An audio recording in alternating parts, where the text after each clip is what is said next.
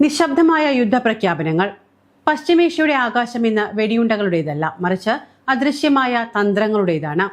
പതിറ്റാണ്ടുകളായി നിഴൽ യുദ്ധം നടത്തിയിരുന്ന ഇറാനും ഇസ്രായേലും ഇന്ന് മുഖാമുഖം നിൽക്കുമ്പോൾ ലോകം ഭയക്കുന്നത് മറ്റൊരു ലോകമഹായുദ്ധത്തെ തന്നെയാണ്.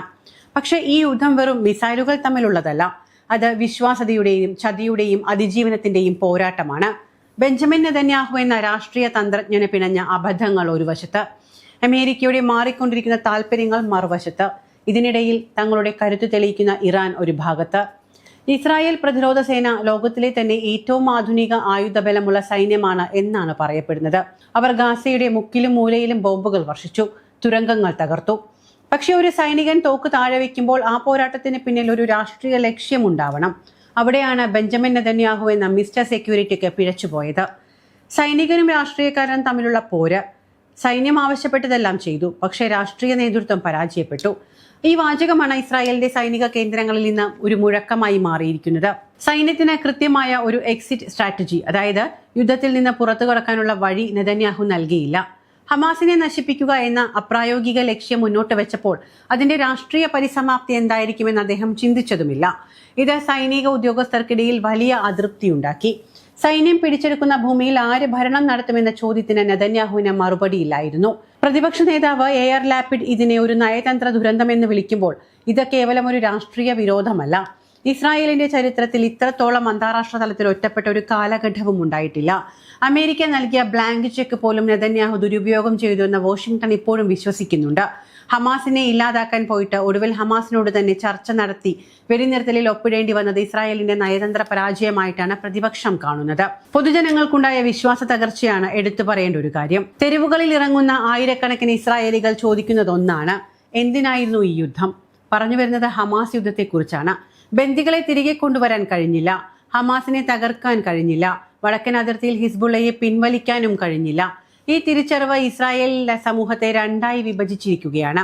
ഒരു വിഭാഗം നെതന്യാഹുവിനെ ഒരു യുദ്ധക്കുറ്റവാളിയായി കാണുമ്പോൾ മറുവിഭാഗം അദ്ദേഹത്തെ രാജ്യത്തെ ദുർബലപ്പെടുത്തിയ നേതാവായി കാണുന്നു. ഇറാൻ അനുകൂല പക്ഷത്തിന്റെ വീക്ഷണം ഇറാനെ സംബന്ധിച്ചിടത്തോളം ഇസ്രായേലിനുള്ളിൽ ഒരു ആഭ്യന്തര കലഹം അവരുടെ ഏറ്റവും വലിയ വിജയമാണ്. ഒരു രാജ്യം അകത്തുനിന്ന് തകരുമ്പോൾ പുറത്തുനിന്ന് ആക്രമിക്കേണ്ട ആവശ്യം വരുന്നില്ല. ഇസ്രായേൽ സൈന്യവും രാഷ്ട്രീയ നേതൃത്വവും തമ്മിലുള്ള ഈ അവിശ്വാസം ഇറാന്റെ പ്രതിരോധ അച്ചുതണ്ടിന് നൽകുന്ന ആത്മവിശ്വാസം ചെറുതല്ല. നെതന്യാഹുവിന്റെ പതനത്തെക്കുറിച്ചാണ് ഇനി പറയേണ്ടത്.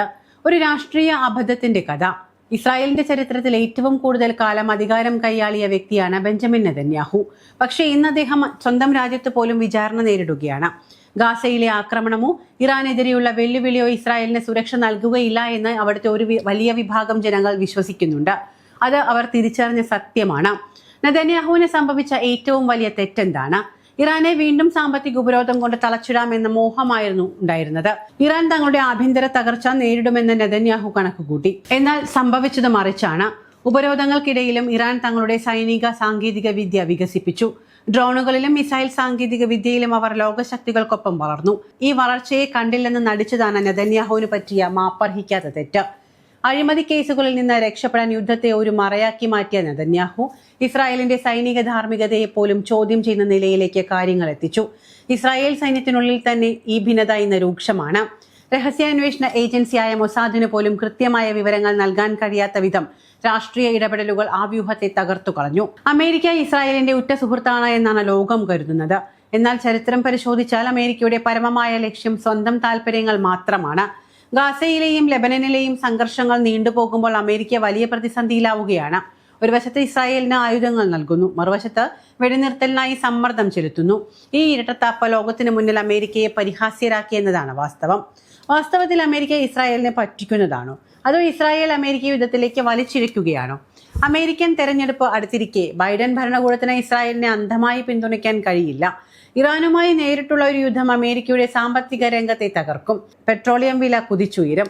ഇത് മനസ്സിലാക്കിയ അമേരിക്ക ഇറാനുമായി രഹസ്യ ചർച്ചകൾ നടത്തുന്നുണ്ട് എന്ന വാർത്തകൾ പുറത്തുവരുന്നുണ്ട്. ഇസ്രായേലിനെ മുൻനിർത്തി ഇറാനെ തളയ്ക്കാമെന്ന് കരുതിയ അമേരിക്കയ്ക്ക് ഇന്ന് ഇറാൻ പോലും ഒരു പേടി സ്വപ്നമായി മാറിയിരിക്കുന്നു. ഇതാണ് യഥാർത്ഥത്തിൽ ഇസ്രായേൽ നേരിടുന്ന അമേരിക്കൻ ചതി. ഒടുവിൽ ഇസ്രായേൽ ഒറ്റപ്പെടുമ്പോൾ അമേരിക്ക തങ്ങളുടെ താവളങ്ങളിലേക്ക് പിൻവാങ്ങുമെന്ന പേടി ഇസ്രായേൽ രാഷ്ട്രീയ നേതൃത്വത്തിനുമുണ്ട്. ഇറാൻ ഇന്ന് വെറുമൊരു രാജ്യമല്ല, അതൊരു പ്രത്യയശാസ്ത്രമാണ്. ലെബനനിലെ ഹിസ്ബുള്ള, യമനിലെ ഹൂതികൾ, ഇറാഖിലെയും സിറിയയിലെയും സായുധ സംഘങ്ങൾ, ഇവയെല്ലാം കൂട്ടിയിണക്കി ഇറാൻ ഒരു പ്രതിരോധ അച്ചുതണ്ട് സൃഷ്ടിച്ചു കഴിഞ്ഞു. ഒരു മിസൈൽ പോലും തൊടുക്കാതെ തന്നെ അവരെ സാമ്പത്തികമായും മാനസികമായും തകർക്കാൻ ഇറാന് സാധിച്ചു. ചെങ്കടലിൽ ഹൂതികൾ നടത്തുന്ന ഇടപെടലുകൾ ഇസ്രായേലിന്റെ തുറമുഖങ്ങളെ നിശ്ചലമാക്കി. വടക്കൻ അതിർത്തിയിൽ ഹിസ്ബുള്ളയുടെ ഭീഷണി കാരണം 10,000-കണക്കിന് ഇസ്രായേലികൾ പലായനം ചെയ്യേണ്ടി വന്നു. ഇറാൻ അനുകൂല പക്ഷം വിശ്വസിക്കുന്നത് അമേരിക്കയുടെയും ഇസ്രായേലിന്റെയും അന്ത്യം മിഡിൽ ഈസ്റ്റിൽ തുടങ്ങിക്കഴിഞ്ഞുവെന്നാണ്. ഇറാന്റെ ആണവ പദ്ധതികളെ ആർക്കും തടയാൻ സാധിച്ചിട്ടില്ല. ഇസ്രായേലിന്റെ ഏതൊരു ആക്രമണത്തിനും അതിശക്തമായ മറുപടി നൽകാൻ തങ്ങൾ സജ്ജമാണ് എന്ന് ഓപ്പറേഷൻ ട്രൂ പ്രോമിസ് വഴി ഇറാൻ ലോകത്തിന് കാട്ടിക്കൊടുത്തു. നൂറുകണക്കിന് ഡ്രോണുകൾ ഇസ്രായേലിന്റെ പ്രതിരോധ കവചങ്ങളെ മറികടന്ന് ലക്ഷ്യസ്ഥാനത്തെത്തിയത് പാശ്ചാത്യ രാജ്യങ്ങളെ പോലും ഞെട്ടിച്ചു കളഞ്ഞു. താൽക്കാലിക വെടിനിർത്തലും വരാനിരിക്കുന്ന കൊടുങ്കാറ്റും അതാണ് ഇനി പറയേണ്ടത്. ഇപ്പോൾ നമ്മൾ കാണുന്ന വെടിനിർത്തൽ ചർച്ചകൾ വെറും കണ്ണിൽ പൊടിയിടലാണ്. ഇസ്രായേലിന് സൈനികമായി ജയിക്കാൻ കഴിയാത്തതുകൊണ്ടും അമേരിക്കയ്ക്ക് രാഷ്ട്രീയമായി പിടിച്ചു നിൽക്കാൻ കഴിയാത്തതുകൊണ്ടുമാണ് ഈ നാടകങ്ങൾ അരങ്ങേറുന്നത്. പക്ഷെ ഒരു എൻഡ് ഗെയിം ഇവിടെ ആരും കാണുന്നില്ല. നെതന്യാഹുവിന് യുദ്ധം നിർത്താൻ കഴിയില്ല. കാരണം യുദ്ധം അവസാനിപ്പിച്ചാൽ അദ്ദേഹം നേരെ ജയിലിലേക്ക് പോകേണ്ടി വരുമെന്ന അവസ്ഥയാണ്. അമേരിക്കയ്ക്ക് യുദ്ധം തുടരാനും കഴിയില്ല. കാരണം അത് അവരുടെ ആഗോള ആധിപത്യത്തെ തകർക്കും. ഇറാനാകട്ടെ ഈ സാഹചര്യം പരമാവധി മുതലെടുത്ത് തങ്ങളുടെ സ്വാധീനം വർദ്ധിപ്പിക്കുകയും ചെയ്യുന്നുണ്ട്. യുദ്ധം അവസാനിച്ചിട്ടില്ല. അത് അടുത്ത ഘട്ടത്തിലേക്കുള്ള തയ്യാറെടുപ്പിന്റെ നിമിഷത്തിലാണ്. ഇസ്രായേൽ രാഷ്ട്രത്തിന്റെ അജയ്യത എന്നത് ഒരു മിഥ്യാധാരണയായി തകർന്നു കഴിഞ്ഞു. അമേരിക്കയുടെ വാഗ്ദാനങ്ങൾ വെറും ജലരേഖകളാണ് എന്ന് ലോകം തിരിച്ചറിഞ്ഞു. ആര് ജയിക്കും?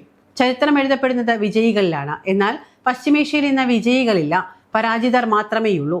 പക്ഷേ രാഷ്ട്രീയമായ നേട്ടം കണക്കിലെടുത്താൽ ഇറാൻ ഒരു പടി മുന്നിലാണ്. അമേരിക്കയുടെ പക്കൽ ആയുധങ്ങൾ ഉണ്ടാകാം, ഇസ്രായേലിന്റെ പക്കൽ സാങ്കേതിക വിദ്യയും ഉണ്ടാകാം. പക്ഷെ ഇറാന്റെ പക്കൽ ക്ഷമയും കൃത്യമായ പ്ലാനിങ്ങും ഒപ്പം ചങ്കൂറ്റമുള്ള ജനതയുമുണ്ട്. നെതന്യാഹുവിന്റെ ഭരണകാലം അവസാനിക്കുമ്പോൾ ഇസ്രായേൽ ഒരു വലിയ രാഷ്ട്രീയ പ്രതിസന്ധിയിലേക്ക് കൂപ്പുകുത്തും. അമേരിക്ക തങ്ങളുടെ താല്പര്യങ്ങൾ സംരക്ഷിക്കാൻ ഇസ്രായേലിനെ ബലി കൊടുത്താലും അത്ഭുതപ്പെടാനൊന്നുമില്ല. ആ മഹാമാറ്റത്തിന്റെ കാലഘട്ടത്തിൽ മിഡിൽ ഈസ്റ്റിന്റെ ഭൂപടം മാറ്റിമറിക്കപ്പെടുകയാണ്. ഇറാൻ അനുകൂല ശക്തികൾ കരുത്താർജിക്കുമ്പോൾ പഴയ സാമ്രാജ്യത്വ ശക്തികൾ പടിയിറങ്ങാൻ നിർബന്ധിതരായി കാത്തുനിൽക്കുന്നു.